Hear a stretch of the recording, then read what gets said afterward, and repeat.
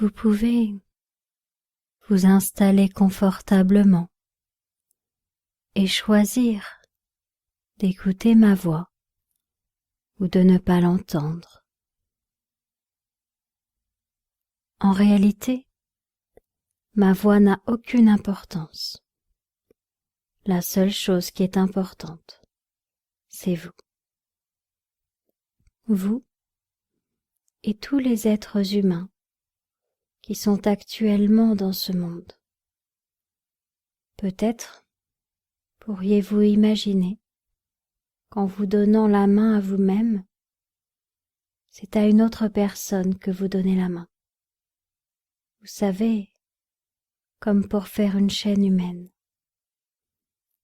Quand l'énergie circule, d'être en être. Mère Teresa disait, si vous vous battez contre la guerre, ne comptez pas sur moi.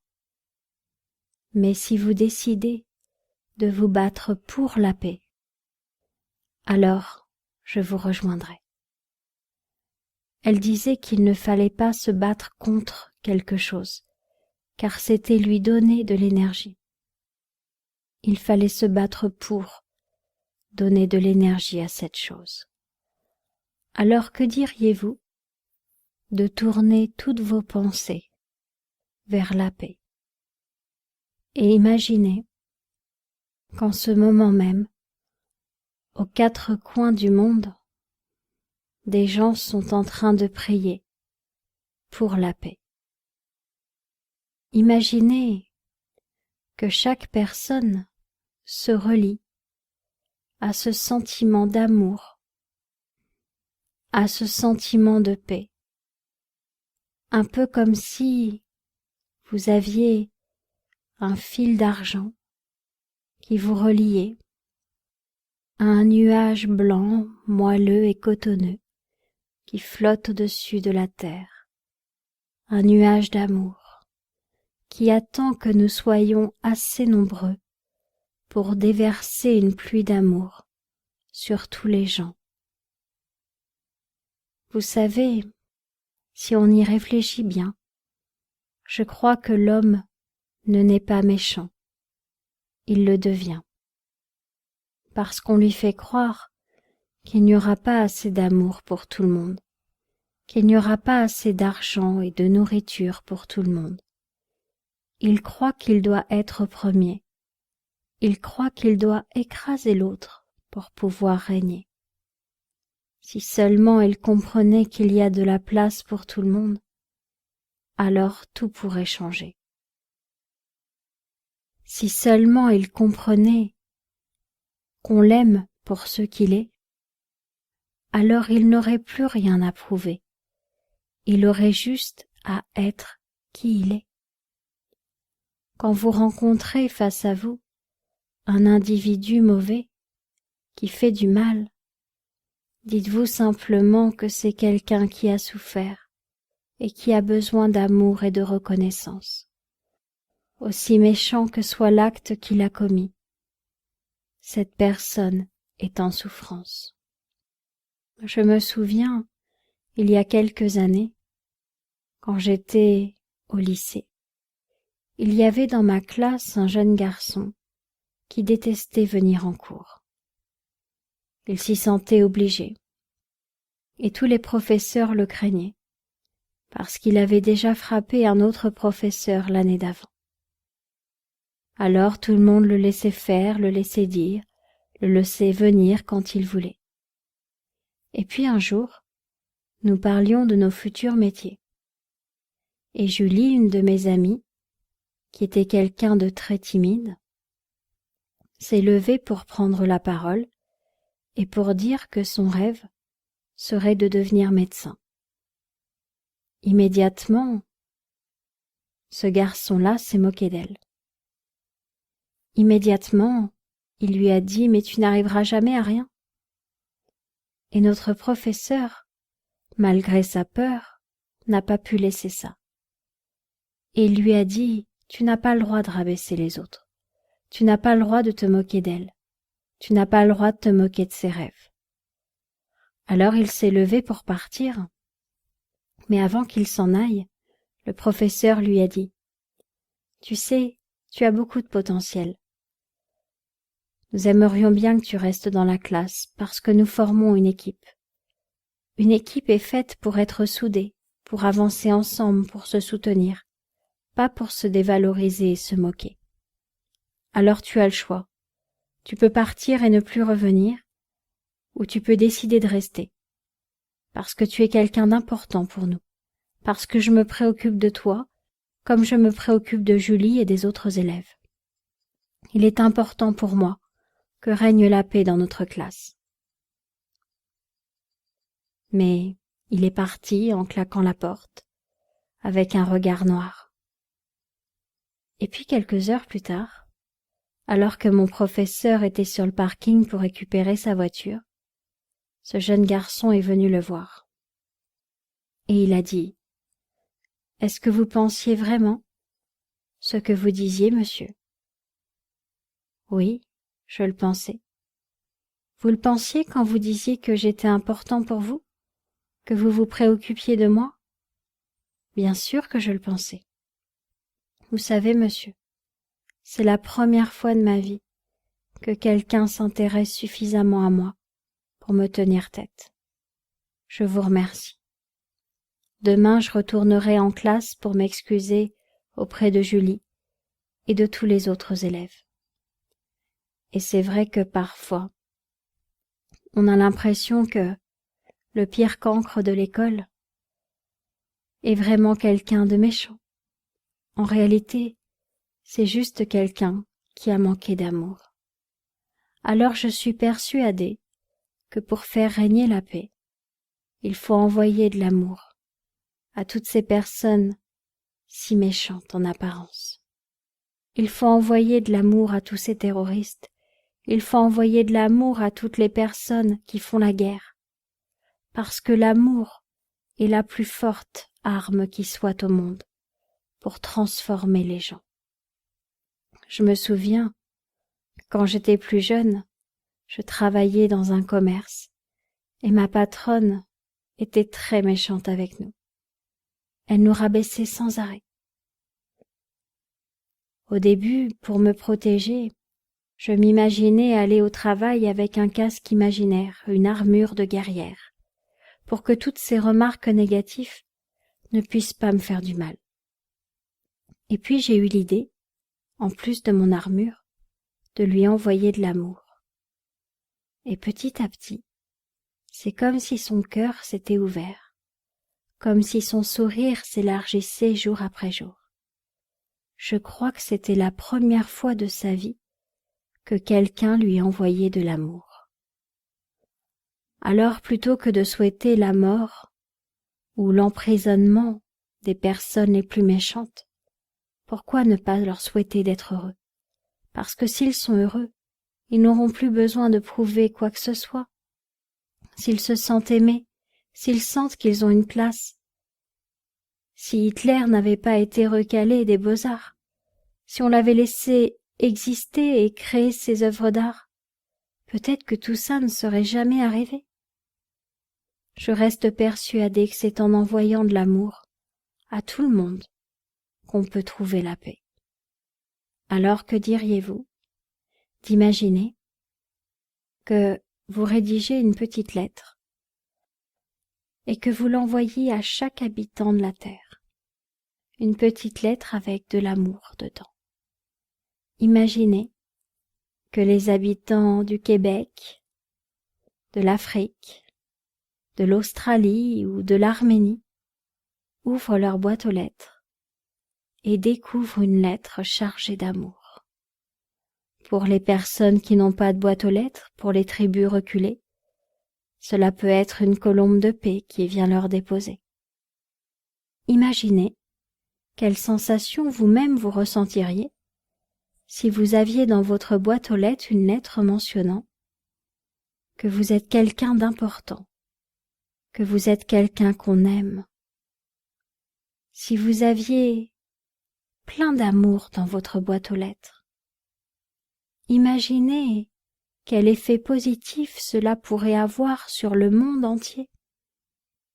Je me souviens, qu'il y a quelques années, j'avais rencontré une personne extraordinaire qui avait toujours le sourire quoi qu'il arrive.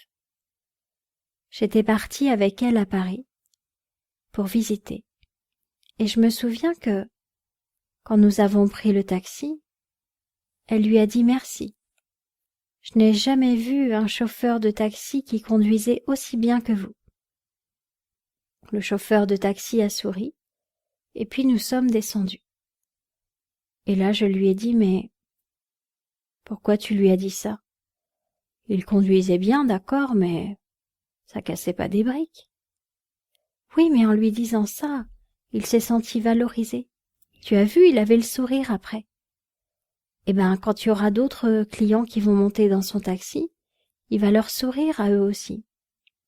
Et puisqu'on leur aura souri, le sourire est communicatif, ils vont sourire à d'autres personnes, qui vont sourire à d'autres personnes. Et grâce à mon seul sourire, c'est tout Paris entier qui va sourire. Nous avons continué à marcher dans la rue. Et puis cet ami a vu une femme passer, une femme plutôt quelconque. Il lui a souri aussi, comme s'il la trouvait très jolie. Je lui ai dit « Mais pourquoi est-ce que tu lui as souri? Elle était bof ?» Je lui ai souri parce que, comme ça, elle a senti qu'on la regardait, qu'elle était belle. Peut-être qu'elle est institutrice et que, grâce à mon sourire, elle va sourire à toute sa classe. Et tous les élèves vont sourire à leur tour à leurs parents en rentrant le soir. Un sourire peut permettre à une ville entière de sourire. Rappelle-toi toujours de ça. Et c'est vrai que je n'ai jamais oublié. Il m'avait même raconté le fait que, quand on allait voir une administration par exemple, il m'a dit « Tu as remarqué comme ils font tous la tête ?» Oui, ils font tous la tête parce que personne ne leur dit merci. Personne ne les valorise. Personne ne reconnaît leur travail. On va les voir pour les engueuler, pour leur dire que c'est pas allé assez vite. Essaye donc, une fois, de leur dire « Merci » et tu verras le sourire qu'ils auront. Et j'ai tout le temps essayé de faire ça. D'ailleurs, tout à l'heure, je suis allée à la réunion parents-professeurs de ma fille avec son nouveau professeur d'anglais. Et avant de partir, je lui ai dit « Je tenais à vous remercier. Ma fille n'a jamais autant aimé l'anglais que depuis que vous lui enseignez. C'est grâce à vous si elle s'est réconciliée avec l'anglais. Merci. Vous êtes vraiment un bon professeur. » Si vous aviez vu le sourire qu'il a eu, c'est enfin comme si on lui disait que ce qu'il fait sert à quelque chose. C'était merveilleux. C'est un peu comme moi, quand je fais mes séances. Je ne sais pas toujours ce que ça va donner après. Je ne sais pas si la personne qui rêve d'être enceinte sera enceinte. J'ai fait de mon mieux. J'ai tout fait pour que ça marche. Mais j'ai pas forcément le retour. Et quand quelqu'un m'appelle pour me dire que ça a marché, vous pouvez pas savoir à quel point je suis heureuse. Heureuse de savoir que ce que j'ai fait, c'est pas pour rien que je l'ai fait. Heureuse de savoir que j'ai fait du bien aux autres. Et on a tous besoin de savoir. On a tous besoin de savoir qu'on est à notre place et ce qu'on fait, c'est bien. Alors prier pour la paix, c'est aussi agir pour la paix. C'est aussi sourire aux gens qu'on croise dans la rue. C'est leur dire merci. Merci. C'est simple comme mot. Et ça permettrait aux gens de se sentir tellement mieux après. Alors peut-être, pourriez-vous vous imaginer une terre où les gens se souriraient. Imaginez une terre où les gens se diraient merci, où il n'y aurait plus de conflits. Imaginez la paix. Et comment trouver la paix dans le monde? C'est très simple. Il suffit d'abord de la trouver en soi. Et comment trouver la paix en soi? Il suffit de régler le volume de toutes les voix qu'on entend. Toutes les voix extérieures, nos parents, la morale, le curé, toutes ces voix extérieures, on les baisse. Et on augmente le volume de sa voix intérieure. Parce que pour pouvoir être en paix, il faut pouvoir agir selon nos propres souhaits. Ne pas faire les choses pour faire plaisir à qui que ce soit, parce que c'est se mentir à soi-même. Faire les choses parce qu'elles sont justes, parce qu'on est au bon endroit, parce que ce qu'on ressent est bon pour soi. Faire la paix à l'intérieur de soi permet de contribuer à la paix dans le monde. C'est pour cela que je vais vous proposer maintenant de faire tous les changements nécessaires à l'intérieur de vous pour y créer un climat de paix et d'harmonie. Et ensuite, de distribuer cette paix, cet amour, cette harmonie tout autour de vous. Imaginez cette chaîne. Imaginez qu'en donnant la main à 2 personnes de chaque côté de vous, vous leur distribuez toute cette paix et qu'eux-mêmes en distribuent aux autres personnes qui les entourent. Et vous pouvez sentir l'amour et la paix vous traverser d'une main jusqu'à l'autre et sentir à quel point c'est agréable de se sentir en paix, de sentir que vous contribuez à la paix dans le monde. À partir d'aujourd'hui, vous pourriez prendre plaisir chaque soir à vous endormir avec cette image d'une chaîne humaine qui se donne la main, qui se sourit, qui s'envoie de l'amour. Vous pourriez imaginer tout cet amour qui envahit toutes les personnes malheureuses, tout cet amour qui les aide à trouver leur place et leur utilité, tout cet amour qui leur permet de comprendre que la compétition s'est arrêtée et que maintenant il y a assez d'amour pour tout le monde, il y a assez de place pour tout le monde, il y a assez d'argent et de nourriture pour tout le monde, il y a assez de paix pour tout le monde. Imaginez cette terre où tout le monde est heureux. C'est possible d'y arriver. Il suffit que chacun apprenne à s'aimer. Et vous contribuez à cela. En vous aimant dès à présent, vous contribuez à votre propre paix intérieure et vous contribuez à la paix extérieure. Je vais donc remercier toutes les belles âmes comme la vôtre qui prient régulièrement pour la paix dans le monde. Je vous souhaite beaucoup de bonheur, beaucoup d'amour, et je profite de cette séance pour vous envoyer tout mon amour, pour vous envoyer toute la paix à l'intérieur de vous. Je profite de cette séance pour vous dire merci. Merci d'être qui vous êtes. Merci d'être cette personne avec ses qualités et ses défauts. Merci de faire de votre mieux. Merci d'être là. Merci d'exister. Et alors que doucement, vous allez pouvoir revenir à la réalité, vous allez pouvoir en douceur sentir que vous êtes comme sur un nuage, comme si vous survoliez la vie, parce qu'à partir de maintenant, vous connaissez le secret. Il n'y a pas de gens vraiment méchants. Il n'y a que des gens qui ont besoin d'être aimés. Alors envoyez tout l'amour que vous pouvez, à chaque personne, à chaque animal, à chaque être vivant, à chaque arbre, chaque fleur, chaque plante. Envoyez tout l'amour que vous pouvez, et vous en recevrez en retour. L'amour doit circuler. Alors donnez, donnez sans compter. Donnez tout cet amour et œuvrez pour la paix. Quand vous le souhaiterez, vous pourrez revenir ici et maintenant et rouvrir les yeux.